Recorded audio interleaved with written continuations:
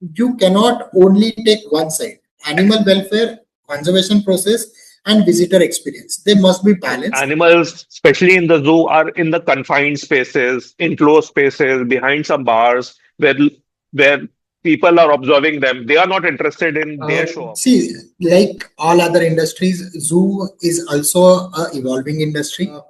Zoos have existed for more than 5,000 years across the world, but their nature, their purpose was different in different era. These royal families, especially in Europe, they used to collect rare animals from all over the world, and they used to keep it in their palace.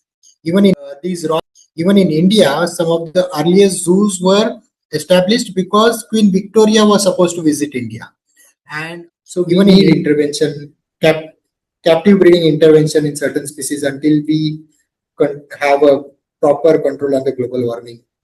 Because when you are working with the nature, you have to surrender yourself. These these small animals, these cubs, these babies, these wild animals, they become your guru. They teach their experiences to you. They convey you in their language. If you are willing to learn something from them, they are always ready to teach you.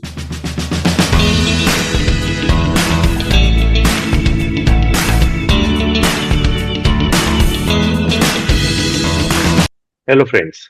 Welcome to a new episode of our series Change Trails.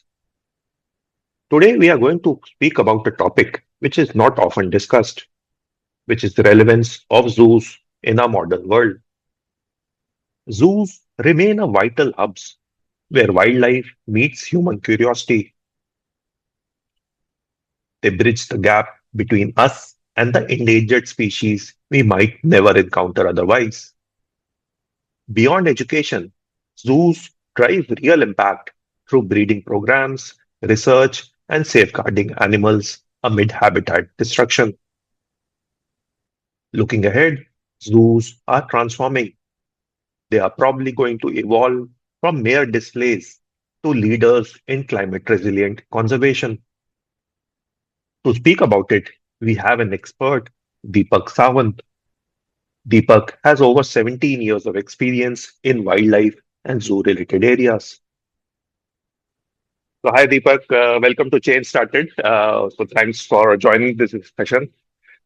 So, first and foremost, why don't you start with your introduction as to what is your educational background and, like in professional sphere, what are you doing?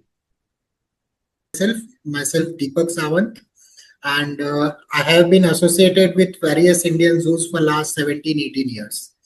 I, in education terms, I have done my bachelor's and master's in environmental sciences from Bharati Vidyapit, Pune.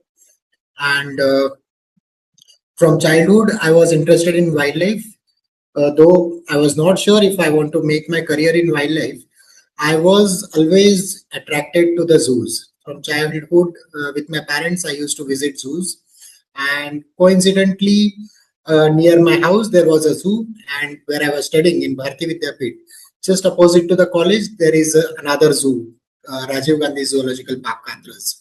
So since I was interested in zoo, I used to spend most of my free time in this zoo. So that gave me opportunity to understand the working of zoo, working with the wild animals, and so later on I decided to work in the wildlife. It was part of my curricula.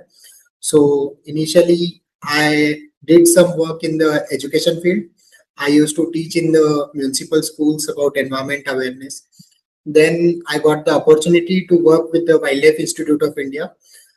There was I was working there as a researcher on tiger monitoring. So after finishing that tiger monitoring, the Katras Zoo, the director and all the staff was well aware about my interest in the wildlife. So they offered me to join as a curator. And then I started my full-time career in the zoo industry. So initially I started as a curator in Animal Rescue Center and Snake Park at the Katras Zoo. And yes, I spent around 6 years in that zoo.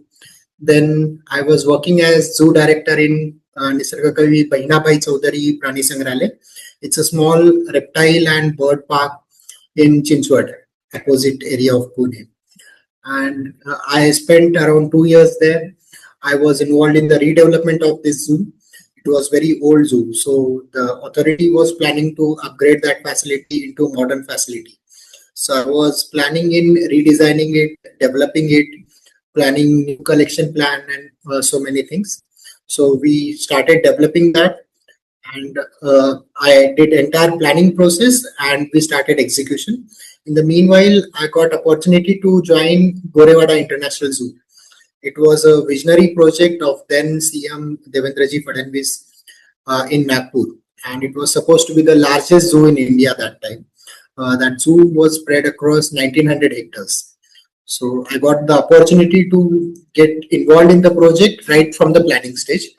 So I got to work with various international experts in that project, like Bernard Harrison, who is from Singapore. Then Dave Markan is somebody who manages various zoos, or I would say he defines the animal welfare standards for more than 50 countries in the world. So that is something unique role. Though he runs an NGO, he maintains that kind of animal welfare activities for so many countries. So working with them gave me different perspective about zoo designing, zoo planning, operating zoos. And then we designed the Gorewada Zoo. We implemented the phase 1. I was operational there.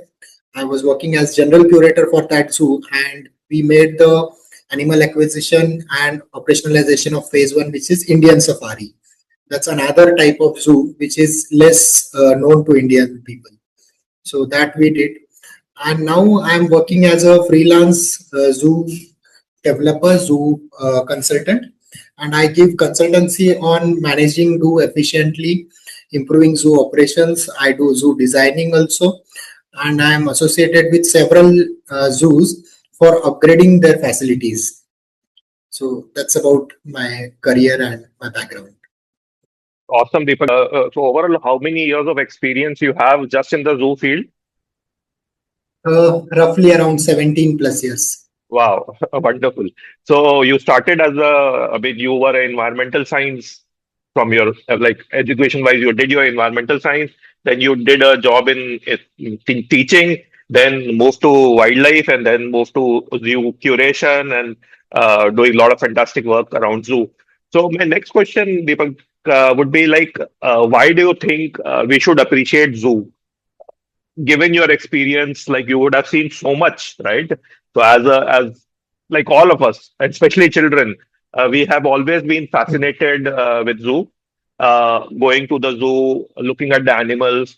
So why do you think zoos are important in the society?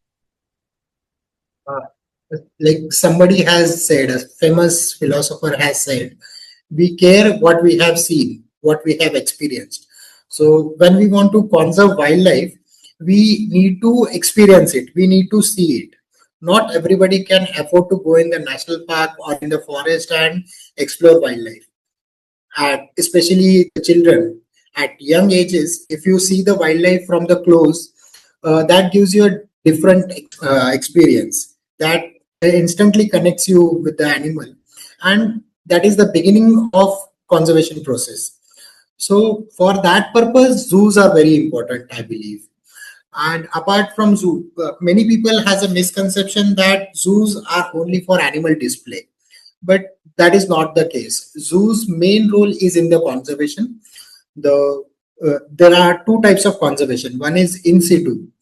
In situ is where we protect natural habitats, the forest, the grassland, the wetland, where animals, birds, and all the wildlife is living freely without any human intervention. But there are many cases where this in situ conservation is not sufficient. We need some additional efforts. There, the zoos come in the picture. It's called ex situ conservation, that is outside their natural habitat. So this ex situ conservation has several different institutions.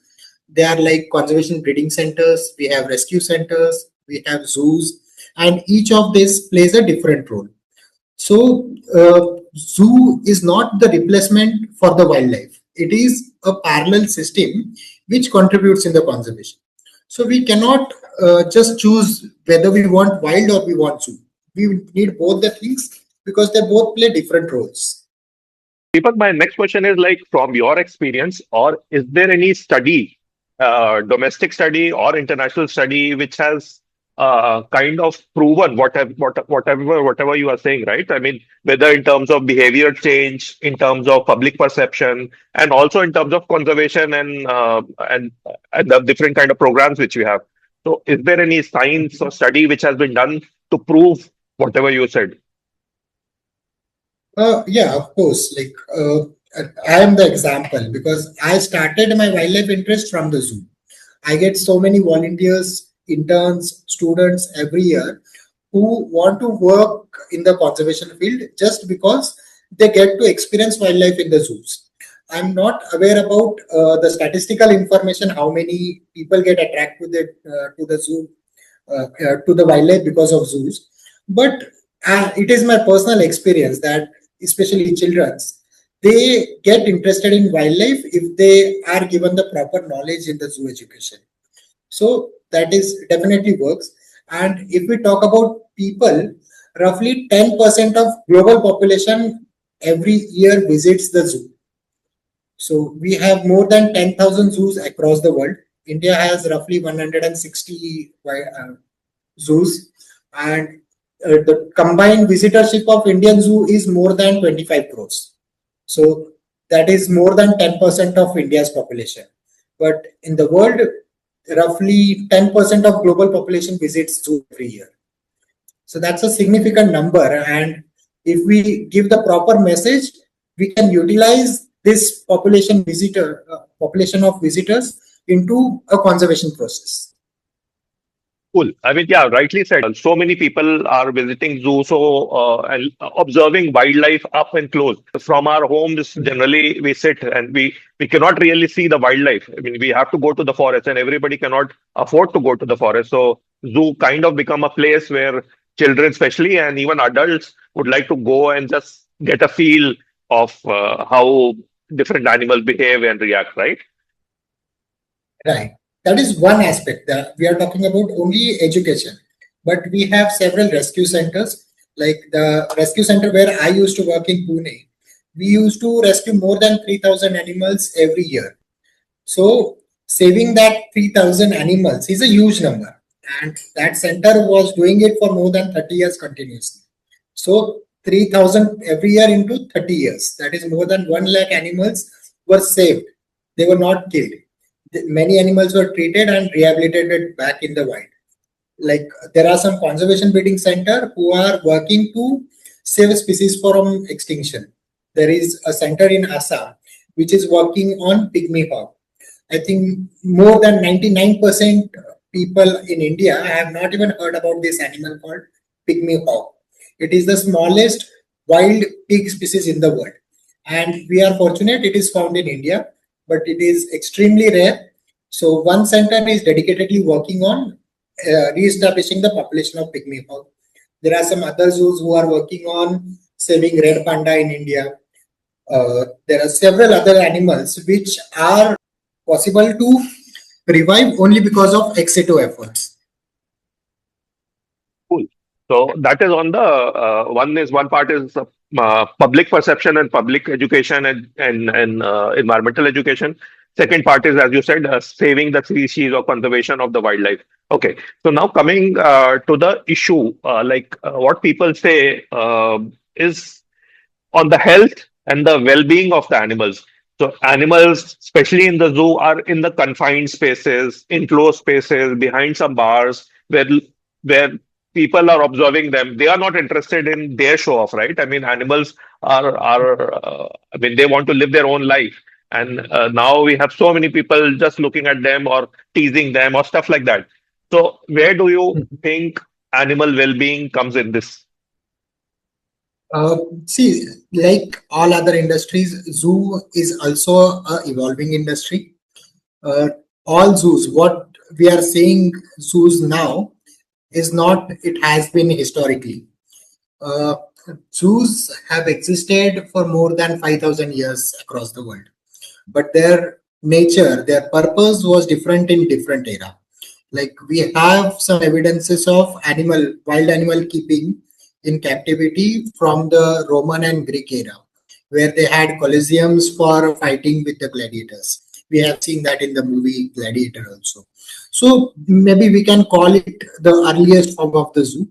But the purpose was not education or conservation. The purpose was showing valor, showing the adventure, showing, or it was more of entertainment form for the viewers. Then this continued for quite some time. Then we had an era where the royal families used to have their private animal collection just for their private entertainment, or you can say to show their luxury, their wealth. These royal families, especially in Europe, they used to collect rare animals from all over the world and they used to keep it in their palace. Even in India, some of the earliest zoos were established because Queen Victoria was supposed to visit India, and her personal leisure, some gardens were developed, some palaces were built, and around that palaces they collected some wild animals and kept it as a collection. So this was the earlier purpose. It was for royal, I would say, royal entertainment. But this again, here there was no conservation, there was no animal welfare, it was just human entertainment. The things started changing after the Darwin, because Darwin, he traveled all over the world. He started studying different life forms. He gave the theory of evolution, and he became very popular.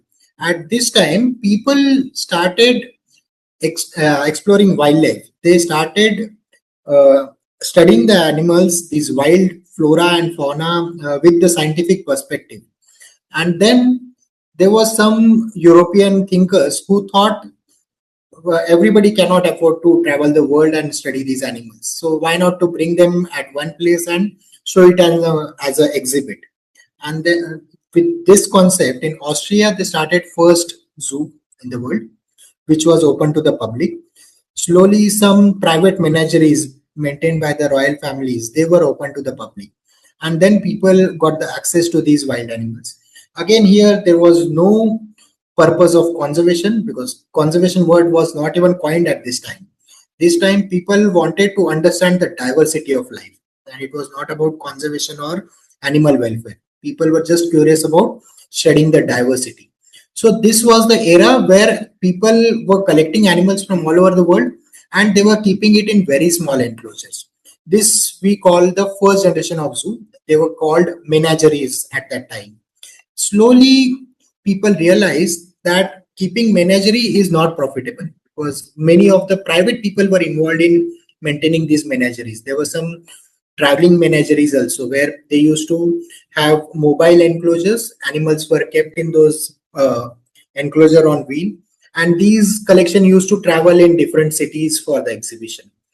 So these, since the health condition was not good, the overall condition of these enclosures were not properly planned, the overall life expectancy was very less. So they needed to frequently change these animals. There was hardly any breeding in captivity.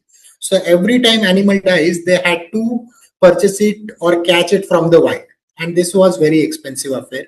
So they wanted some remedy on that. Then, as you rightly said, people do not want to see the animals in the confined places.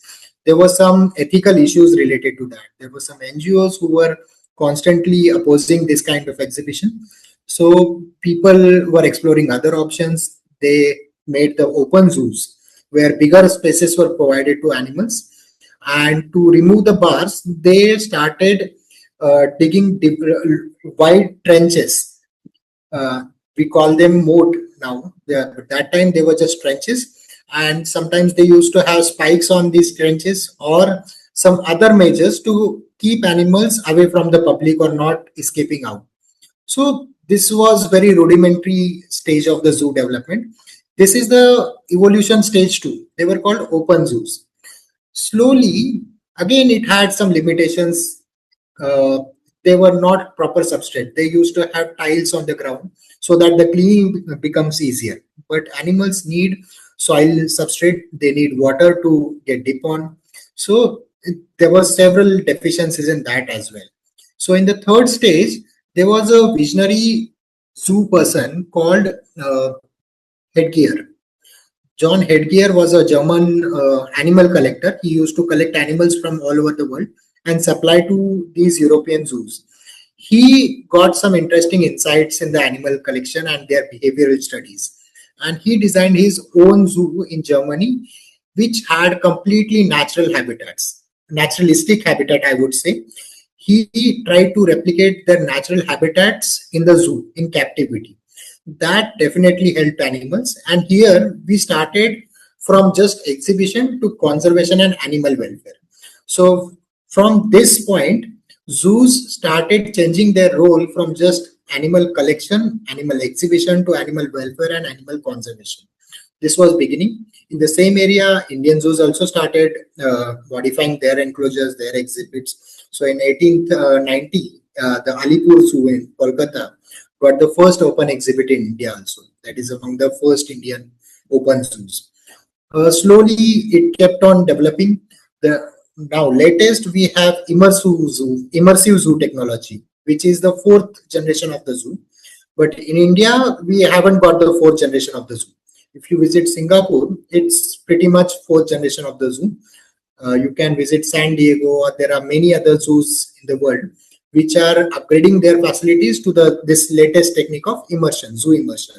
Though this is not very new technique, it started in 1970s, but its acceptance, the kind of money involved in it is huge. So slowly zoos are upgrading their infrastructure to this immersive zoo technique, where animal get exact their natural requirements. They are free to show their natural behavior, and they are more comfortable than any of the previous generations of the zoo.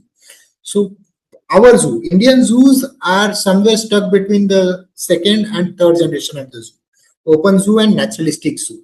We are yet to arrive the latest trend in the zoo industry. So this transition is time taking. It is a science. We have to understand the science. Science always comes with the risk. We have to do experimentation, and with this experimentation, we learn and we evolve. So same thing is happening with the Indian zoos also. And with the given set of situations in India, this process is happening. It is slow, but it is happening. And people have to understand these intricacies, that only space doesn't define the animal welfare. Sometimes a bigger enclosure, but no good enrichment. Enrichment is something which provides the natural requirement of the animal. So if we have very big enclosure, but there are no enrichment, it doesn't necessarily uh, provide you the animal welfare. But a smaller enclosure with good enrichment can serve the purpose of animal welfare. So space is not the only criteria to define the animal welfare. We have to understand this. And the sizes of enclosure has a lot of science behind it. We have to understand the animal behavior. We have to understand its home range. We have to understand the animal's other physiological requirements, biological requirements. And based on that, we define the animal enclosure size. And if you have good measurements, if you have good enrichment in place, if you have good other peripheral management, good, even in very small place, you can keep very good number of animals in perfect health and good, maintaining perfect well-being. Really fascinating to hear the entire story, Deepak. I mean, right from how it was in maybe 200, 300 years ago to what it is now. I mean, so a lot of people in the audience would not be knowing this. It is really fascinating to understand the entire thing. You mentioned, alluded to the rule or the sizes of the enclosure, right? So, are there any rules, international rules or domestic rules as to the size of the enclosures? Like probably an elephant, which is a large animal, how much space does it need, or a tiger versus something like a reptile, which is very small, or primate. So, is there any rule or science behind the size of the enclosure?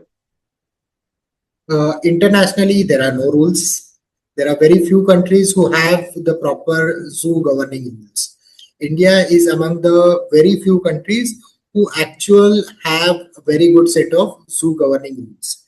India has Central Zoo Authority, which was established in 1991, and it started functioning in 1992. So when the CZA was established in India, we had more than 700 zoos. There were many private collection as well. And since there were so many zoos and there were no rules before this 91 era, these zoos were very poorly managed. So in the beginning, Central Zoo Authority started documenting the minimum facilities available in all Indian zoos. With the available data, they defined certain criteria that what should be the minimum criteria for operating a zoo. And based on that, they framed certain rules. With those rules, all the zoos were given specific time period to upgrade their facilities to the minimum standards. And those did not comply those rules, they were discontinued or they had to shut down their facilities. This way, by 2010, India had less than 200 zoos left in the country. Even today, there are so many zoos are on verge of closure, and there are many new facilities are coming with these standards. In 2011-12, because in earlier we had absolutely no management, but there were animals in the captivity. So it is not like you can define the roles overnight and facilities will change. You have to give some time to upgrade the facilities as per their economical condition, as per the ground realities on the every side. You need to give them time. So 1992 to 2012, CZA gave this time period to adjust to minimum standards of the zoo. And in 2013-14, CZA came up with the minimum area guidelines. So after 2014, you have to comply minimum area for each species. For like tiger, if you want to keep one pair of tiger in the zoo, you need to have 1000 square meter of area. So likewise, they have defined different minimum area standards for so many different animals. Again, there are some lacunas in this system because even we are learning in this process. So when they say we have to have 1000 square meters for one pair of tiger, or tiger is quite big, so 1000 square meter is justified. Even bigger than that can also be justified. But for smaller animals, like for snake, CZA somewhere says you need to have 200 square meter for snake enclosure. So 200 square meter is quite huge. That is almost 2000 square feet, more than 2 or 3 flats in the city like Delhi.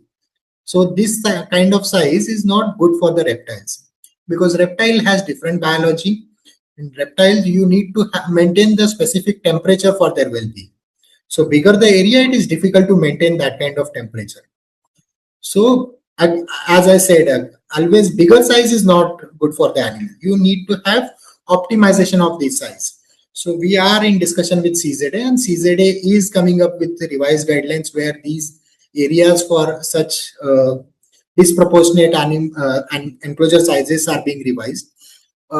We have to also think of other challenges, like what the snake could be 6 feet or 7 feet in length, but when it coils, it is less than 4 inches or 5 inches in size.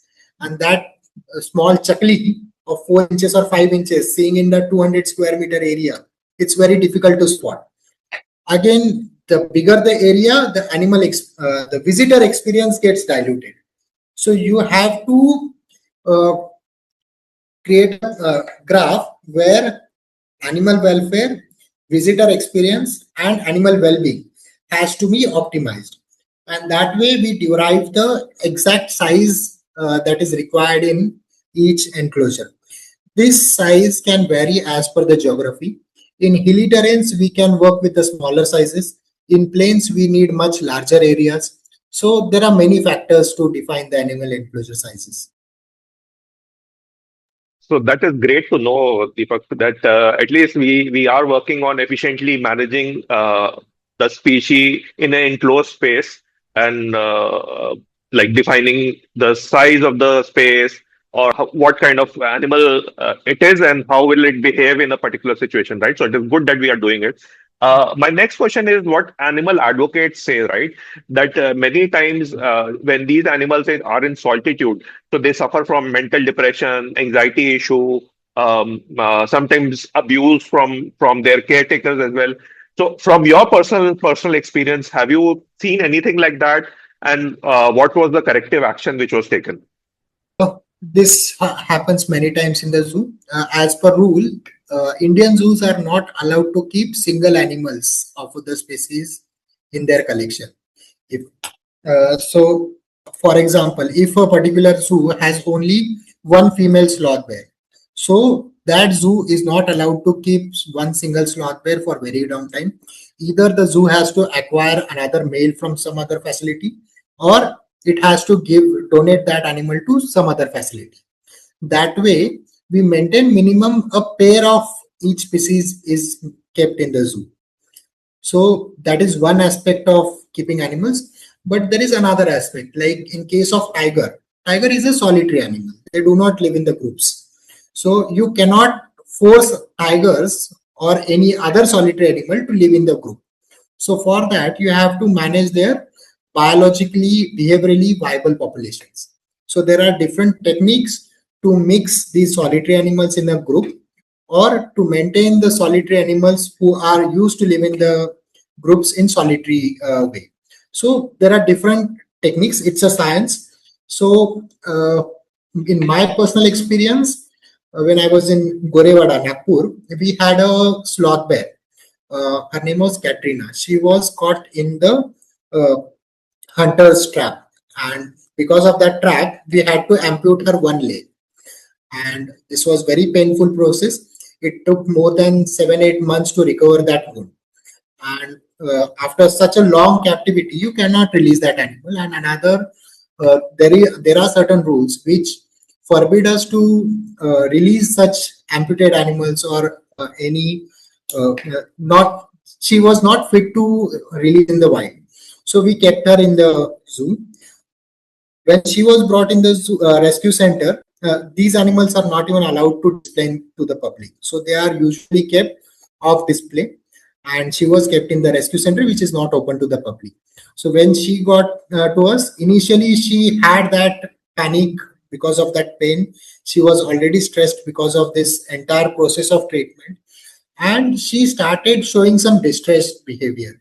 She used to spit any visitor, any keeper who tries to go near her, and she did not like presence of anybody around her. So initially we introduced some sloth bear cubs which were rescued as abandoned cubs, and she accepted them as a mother. She was enjoying the company of these small cubs, and she slowly recovered. But when these cubs grown, we had to shift them to some other place. And then she again becomes solitary. She again started showing the distress behavior. So that time I introduced a specific technique called positive reinforcement training. So this positive behavior, we reward the animal for positive behavior. There are different techniques of animal training. So we introduce this positive reward behavior training to that animal. We used to reward her with the honey. Every time she shows some positive behavior, we used to reward her with the honey. And this showed the difference in her behavior. Slowly, she accepted the keeper. She stopped spitting. She stopped showing the distress behavior. She stopped all her stereotypic behavior. And slowly, whenever we got the opportunity, we introduced her with the another male sloth bear. And now that Katrina is very healthy and doing perfectly fine in the enclosure. So probably Katrina is now ready for movies again, so she can go back to Bollywood and Yes, do some definitely. dance. Sure. So cool, cool. So you earlier in our discussion, you alluded to the use of technology, immersive experiences in the zoo, right? So Mhm. so now, I mean, looking at, I mean, so obviously there are a lot of pros which are associated with the zoo. A lot of advantages are there, but obviously all of us recognize that there are certain problems. So we are moving towards a zoo which is kind of balancing between the negatives and the positives, and now moving to technology and using different kind of the infrastructure to make experience for the public as well different, and for the safety and the well-being of the animal also, keeping that in mind. So what is your take on that? Yes, it is all about optimization. There are no extremes. We cannot, if we are doing something for the public viewing, it has to be balanced. So you cannot only take one side. Animal welfare, conservation process, and visitor experience. They must be balanced. There is a very small area where all these three things overlap each other. And we have to work on this small optimized space where these three aspects of the zoo are balanced. Absolutely, well said. We need to balance. A zoo has a space in the society, and it has to be balanced with other things to make sure that it is a pleasurable experience for everybody. In India, are you seeing any changes in how zoos are being developed? So you were part of one of the zoo development, right? So what are the new things which are being incorporated into, because in what I mean, the question is coming from my experience of seeing some of the western zoo. So over there a lot of things are changing, right? So I've seen a zoo in Dubai which is just a single piece. There are no enclosures and all the animals and birds are there in the open. So anybody, I mean, they are walking around, birds are flying in and out. So with that kind of structure also I'm seeing. So in your experience or in your whatever knowledge you have, are you seeing something similar happening in India? Yes, we have that kind of facilities in India. Hmm. They are called safari zoos. So Hmm. in India, we got our first safari zoo in 1970s. Hmm. Hyderabad and Bangalore. They both started with the safari style zoo very early. I believe in 1970s, one of these was started. Uh, Bangalore or Hyderabad. I'm not sure exactly, but we do have that safari kind of enclosures. The latest addition is Gorewada, where I was working. So here, instead of keeping animals in captivity and people in open, the roles are reversed. So animals are in very large enclosures, and visitors are uh, closed in a bus or a closed moving vehicle, and they go to the place where animal is sitting. So instead of the roles are exactly reversed.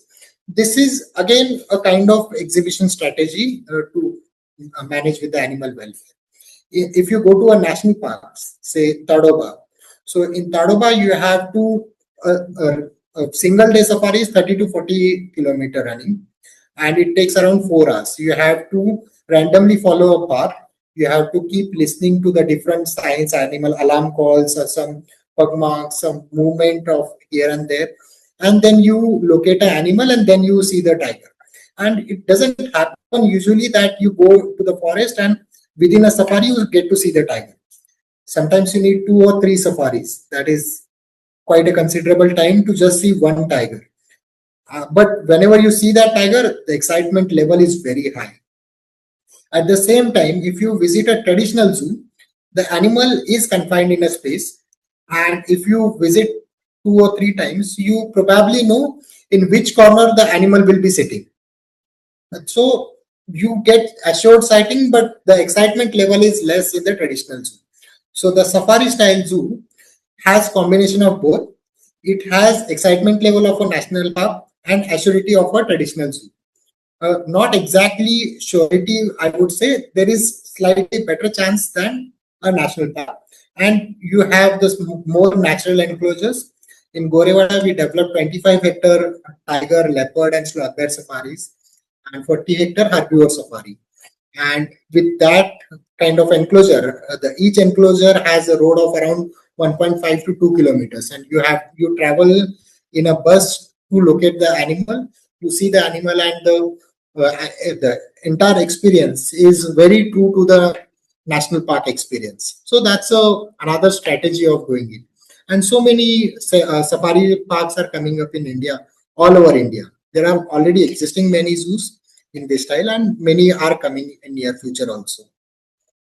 And do you think that there is a possibility of including technology like AI or immersive experiences in the zoo? Have you seen anything like that? Is it something happening abroad? What do you think of role of technology, especially AR, VR, virtual reality, augmented reality? Like, can we create a 3D image or hologram image of a tiger or elephant, and will that experience work in a zoo kind of a thing?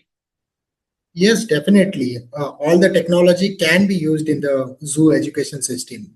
The real zoo experience cannot be replaced with the technology. Hmm. There have some experiments where some zoos tried opening zoo experience, virtual zoo experience mm, through their website, through live webcams, and so many things. But I don't think they are popular enough. But yes, the other forms of technology are extensively used in so many foreign zoos. I visited Singapore Zoo recently, and they have some immersive experience in their zoo. In fact, Dubai, Abu Dhabi, they are incorporating a lot of such technology experience in overall their zoo experience system. Abu Dhabi Sea World has a very good exhibit. I don't know what's it called. They have a virtual simulator where they take you underwater through this mm, AR and VR experience, augmented mm, reality experience, and that's very amazing kind of experience you can see. In Singapore, they are coming up with the 70 theaters in their zoo experience, so that is also very excellent. In Indian zoos, there are a couple of zoos where I'm doing consultancy for introducing digital immersive mm. experiences as a part of education activity within the zoo. So there are a couple of zoos who are coming up with the technology. There are some other experiments where people are using QR based signage system, Mm. where you can sign a particular QR and you get all the relevant information, videos on your mobile phone about the particular animal or particular location in the zoo. So that kind of technology is implemented in Indian zoos also, and it is very initial stage, and we have long way to go actually. You are right. I mean, we need the physical zoo. We need to see the animals up close and personal. But alongside, we can include technology to enhance the experience and enhance the conservation and enhance the overall management of the zoo. Right. So yes. So probably so a couple of my last questions. Like, given the climate change and the kind of problems it is. Giving to all of us, whether it is humans or animals. So, in the context of climate change, do you think zoo can play a huge role? Yes, zoo has a very big role in the climate change scenario. We have several marine animals. Uh, Zoo also includes aquariums. So aquariums are also kind of captive facilities. There are many large aquariums associated with the zoos all over the world. Unfortunately, India doesn't have that kind of aquarium experiences so far. But yes, most affected creatures because of global warming are these marine animals. And on the land, we can say amphibians are affected due to global warming. So we need many zoo facilities who are working on the conservation breeding of amphibians. That is one particular group which is ignored in the Indian zoos. There are many smaller creatures, invertebrates. Uh, they are also ignored in the current zoological systems in India. So we need more zoos to include these invertebrates, amphibians, reptiles in their collection, and they start learning about their biology, their behavior, their breeding processes, so that whenever required, we should be able to breed them in captivity and restore their populations in the wild. And that one aspect is missing in Indian zoos. So we need more zoos to come up with this kind of collections. Recently, I visited Bangalore Zoo, Panerghatta, Hmm, and they have started a butterfly park with some insect collection in their hmm, terrariums. So that I believe is one of the first attempt in doing captive invertebrate exhibition. So that's a good effort, I would say. We need more extensive efforts in this side. Amphibians are completely missing in Indian zoos, hmm, so that needs more attention actually. And they are very serious actually. More than 56% of the amphibian populations are endangered, and in near future, without the intervention, we will lose them because global warming is affecting them severely. Their breeding is dependent on the particular ambient temperature. Even in case of reptiles, the sexing of the particular animal individual is dependent on the temperature it hatches on. So at a particular temperature, you will get female. Above that temperature, you will get male, or vice versa. It hmm, varies with the different species. So in that case, if we have global warming, this 1 degree rise in temperature can produce all the males or all the females in particular species. And that is very dangerous for the survival of that entire species. So we need intervention, captive breeding intervention in certain species until we have a proper control on the global warming effects. True, it is interesting how climate change is playing a role in every aspect of our life and obviously animals and biodiversity life as well. Coming to your extensive experience, do you have any personal story to share regarding your association with a particular animal or a particular species? Uh, what was the experience like? You told a story about sloth bear, right? So, is there anything else which happened in your life? There are several, there are plenty actually. Anything Like which you can 17 recall? years I have. Yeah. There are so many. Every animal I work for is a memorable experience. Uh, it will be injustice to point Okay. out anyone. There are several species. There are several individuals. I got to raise many small cubs, the monkeys, the deers, leopard cubs, sloth bear cubs, hyena cubs, so many animals. Every animal gives you any unique experience. And actually, we are not teaching them anything. Actually, these animals are teaching us. Because when you are working with the nature, you have to surrender yourself. These these small animals, these cubs, these babies, these wild animals, they become your guru. They teach their experiences to you. They convey you in their language. If you are willing to learn something from them, they are always ready to teach you. And I think I'm still in that learning process from these animals. I get to learn so many things every day. They give me a different lesson. That is So true. I'm still learning process. Yeah. Yeah, that is true. One more thing, Deepak. A lot of people are associated with the zoo, right? I mean, some people are working in visitor management, and some people obviously would be working directly with the animals, taking care of them, or feeding them, or general security around the animal. My question is like, what kind of roles exist in the zoo? Like, what are different jobs which are there in the zoo? And my second question is like, if some youngster want to take up zoo as a career choice or want to work in the zoo, what kind of options does he or she have? That's a very good question. In zoo, we have several categories of the role. The very first role, which is directly associated with the animal, is animal keeper. So, animal keeper is the person who lives, who spends maximum time with the animals.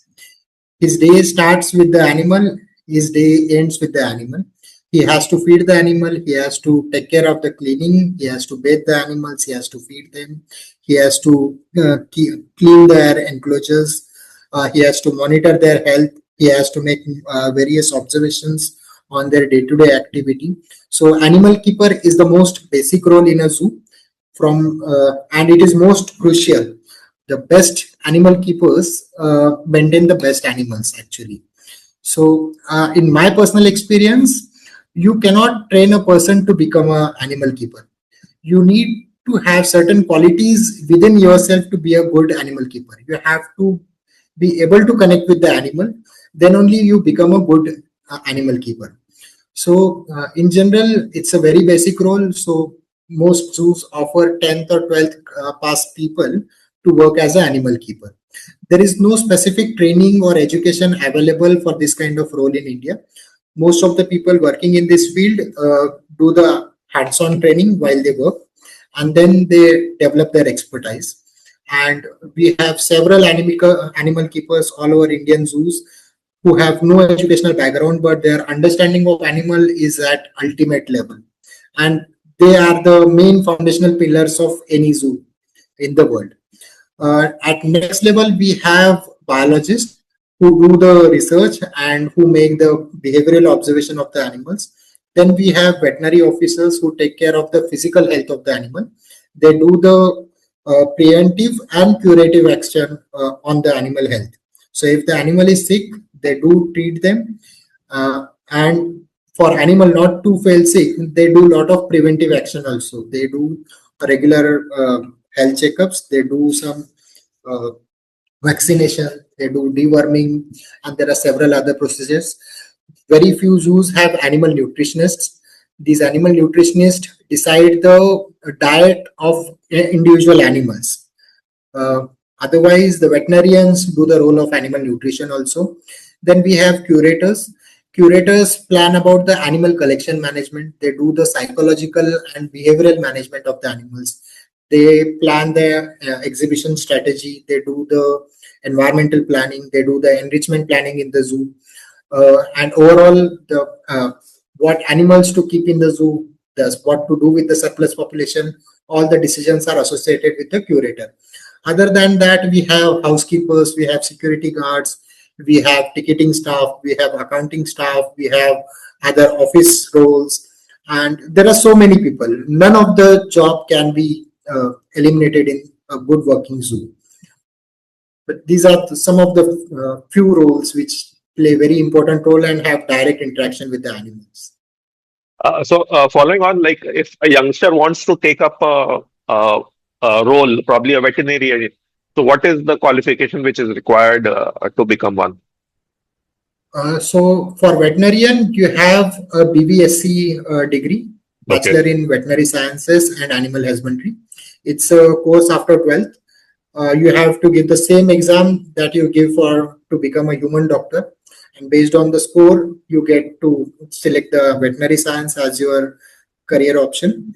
And it's a tough course. 5 years veterinary job is like, I always tell the veterinary interns coming to me that become a wildlife veterinarian is the toughest job.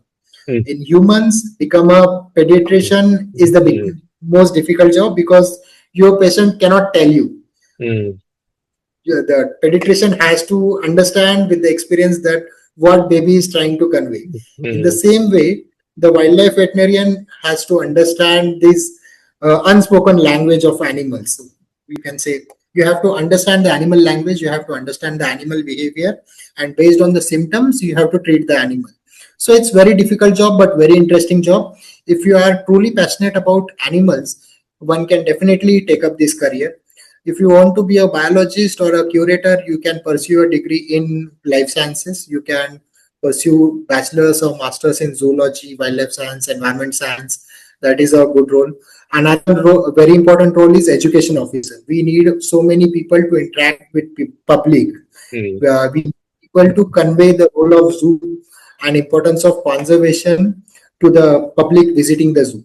So for education officer also, you can do your master's or bachelor's in the life sciences, zoo, biology, botany, microbiology, environment science, and good interest in the wildlife is most essential thing in all the career options you are choosing here. Yeah, so that is the foundation, that you need to have the empathy towards animal, and then only you can do something more beyond that, right? And speaking of the Yes, not veterinarian, only yeah, go on. not only empathy, you need to understand the scientific Mm. purpose behind everything. Only empathy won't let you work in the zoo, because there are many situations where empathy alone cannot solve the problem. So as a wildlifer, you have to understand the diversity, you have to understand their biology, you have to understand their behavior, and these are all different specializations in our college degrees. So you have to have understanding of multiple subject if you want to work in the zoo. And also, I mean, as you said, diversity of the animal species. So in a zoo, there could be hundreds of animal. Every animal will have its own biology, psychology. So if you are a Yes. veterinarian, you have to understand different attributes of that body. A tiger will have a different body. Elephant will have a different body.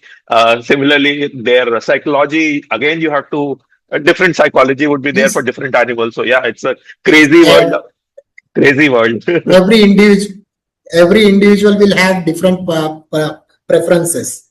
Yeah. So no two animals will give you the same experiences, same learning. Yeah, so Uh, if a youngster wants to go, then they have to be prepared. I mean, yes, they are going in a very different they world. need to study a lot. They Yeah, need to study a lot. I'll just give you an example, a random example. So once, since I'm into rescue, Mm, once a friend of mine called me that he got a bird. This is the time when Android phone was not so much common, mm, and he called me that he got a bird in rescue which has black head and yellow in color, and he asked me what to feed this bird.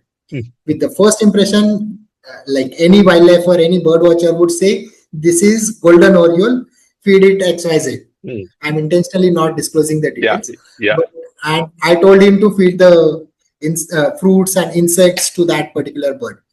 But next day he again called me back. The bird is not eating anything, and he has not accepted anything.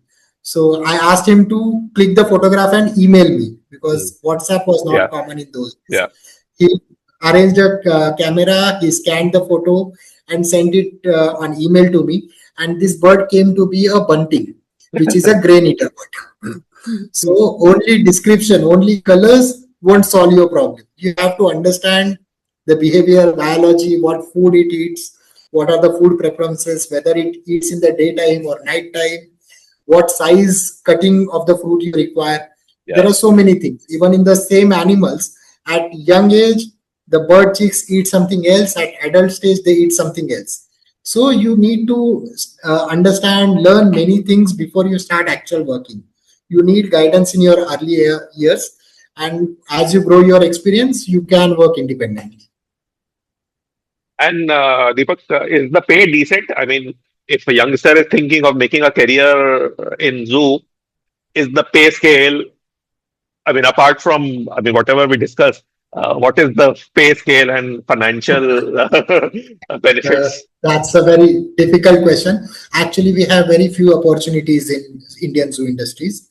As I mentioned, we have only 150, 160 zoos in India, Mm, mm, and most of the zoos are run by the government.